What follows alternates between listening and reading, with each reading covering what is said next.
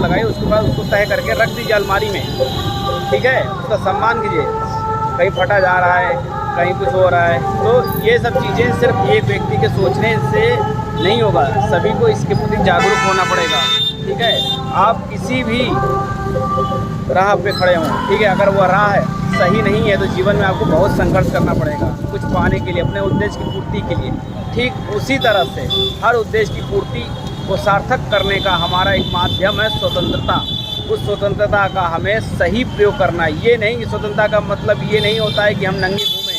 हमें आज़ादी मिल गई है तो हम अपने सोशल मीडिया अकाउंट में सिर्फ दिखावे के लिए, आडंबर के लिए उन चीज़ों को दिखावा करें कि हाँ हम अपने देश से, अपनी मिट्टी से, अपने ख़ानदान से प्रेम करते हैं। ऐसा नहीं होना चाहिए, ठीक है। प्रेम भाव निस्वार्थ होना चाहिए, अपने देश के लिए समर्पण होना चाहिए। यह सोच सिर्फ आत्मिक दर्शन से ही उपलब्ध हो सकता है। जीवन में हर प्रकार की सबकी सोच अलग अलग है, तो हमें उस सोच के अनुसार जो है जीवन में जीना चाहिए, ठीक है। चाहे वो कोई भी, चाहे भगवाई झंडा क्यों ना हो, ठीक है, हमें हर झंडे का सम्मान करना चाहिए, खासकर राष्ट्र और अपने देश का, अपने धर्म के प्रति।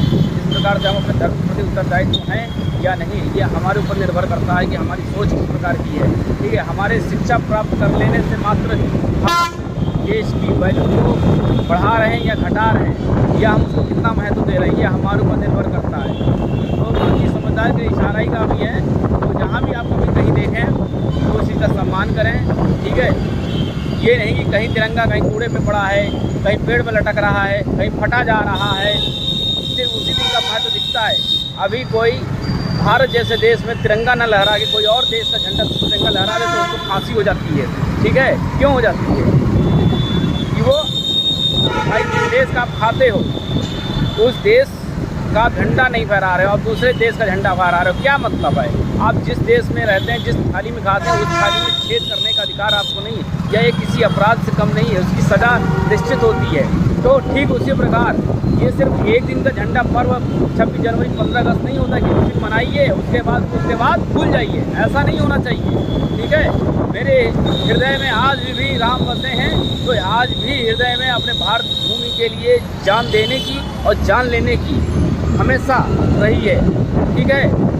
भले लोग मुझे इसके लिए कट्टरवाद कहें, मुझे फर्क नहीं पड़ता है, ठीक है। मैं अपने देश के लिए हमेशा, ये मेरा देश